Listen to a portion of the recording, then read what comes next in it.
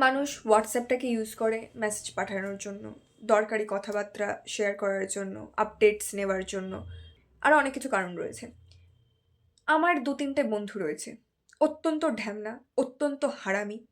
এরা মেসেজ করবে, "তুই দাঁড়া ভাই, মেসেজটা করেছিস, আমি দেখব। আমি ফোনটাকে হাতের কাছে পুঁতের কাছে নিয়ে ঘুরে বেড়াই না। তুই মেসেজ করেছিস, আমি এসে নিশ্চয়ই দেখব।" না, তাদের তর্স হয় না। মেসেজটা করেই ২-৩ মিনিটের মধ্যে ডিলিট করে দিল। তারপর সে জিজ্ঞেস করতে হবে তাকে, "কি ডিলিট করলি?